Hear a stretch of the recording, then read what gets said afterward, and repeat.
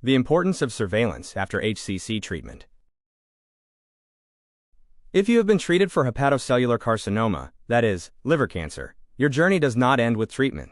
Regular monitoring is critical to detect any return of disease early, when options remain most effective. This video explains the evidence-based surveillance protocols professionally sourced by Saboor, consultant surgeon. Hepatocellular carcinoma, HCC, is a primary liver cancer that most often develops in patients with underlying cirrhosis, which is permanent scarring of the liver. Even after successful treatment with surgery, ablation, or transplantation, HCC can recur. Most recurrences happen within the liver itself, either as a true recurrence at the original site or as a new second primary tumor developing in the diseased liver tissue. A study of 734 Chinese patients who remained cancer-free 2 years after liver resection found that among those who later developed recurrence, patients receiving regular surveillance had dramatically better outcomes. Potentially curative treatments were applied in 76% of monitored patients versus only 36% without surveillance. Median overall survival was 67 months with surveillance compared to just 20 months without it. That is the difference between living more than 5.5 years versus less than 2 years. The main risk factors for late recurrence, meaning beyond 2 years after treatment, include male sex, cirrhosis, multiple tumors, satellite nodules around the main tumor size greater than 5 centimeters, and the presence of vascular invasion. Vascular invasion means cancer cells have invaded the branches of the portal vein or hepatic veins, the major blood vessels in your liver. When vascular invasion is present, there were no 3-year survivors in one report, compared with a 32% 5-year survival rate in those without it. Tumor size is another important prognostic factor. Both spread within the liver and spread outside the liver are more common with tumors larger than 5 centimeters, particularly when associated with venous invasion.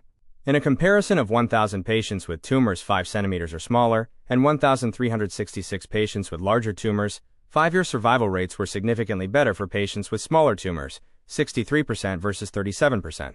Cirrhosis creates a competing risk. The degree of liver dysfunction, rather than the presence of cancer itself, often limits long-term survival in patients with cirrhosis with small, early-stage HCC. Cirrhosis also contributes to a higher risk of developing a second primary HCC. If you are supporting someone through this, understanding these risk factors helps you ask the right questions at follow-up appointments. After complete surgical resection, meaning removal of the tumor with clear margins, patients require imaging with computed tomography or magnetic resonance imaging every 4 months for 2 to 3 years, then every 6 months. If your alpha-fetoprotein level AFP was initially elevated, this blood test should be checked every 4 months for 2 to 3 years, then every 6 months. AFP is a protein produced by some liver cancers that can serve as a tumor marker. Some evidence suggests tailoring the surveillance schedule according to recurrence risk. For those with low-risk disease, meaning no microvascular invasion and no cirrhosis, or intermediate-risk disease, no microvascular invasion but with cirrhosis, or a solitary tumor with microvascular invasion, it may be possible to extend surveillance intervals to every 12 months after the initial 2 years. However, this approach requires careful discussion with your oncology team, as the data supporting it are limited. The goal of post-treatment surveillance is early identification of disease that might be amenable to subsequent local therapy. Several effective treatment modalities can provide disease control after recurrence, including repeat liver surgery, local ablative therapy, such as radiofrequency ablation, liver transplantation, or transarterial chemoembolization (TACE, which delivers chemotherapy directly to the tumor through its blood supply. For patients undergoing loco-regional therapy for HCC, such as radiofrequency ablation or microwave ablation, there are few data to guide the optimal surveillance strategy. Guidelines from the National Comprehensive Cancer Network suggest imaging every 3 to 6 months for 2 to 3 years, then every 6 to 12 months. If your AFP was initially elevated, it should be checked every 3 months for 2 to 3 years, then every 6 to 12 months. The majority of recurrences are within the liver and may reflect local recurrence or a new second primary tumor. Late recurrences, those beyond 2 years, are more likely to represent a new second primary tumor rather than recurrence of the original cancer. Fewer than 20% of disease recurrences have an extrahepatic component, meaning spread outside the liver, which may present simultaneously with liver recurrence or represent the only site of disease. Following liver transplantation for HCC, patients remain at risk for disease recurrence.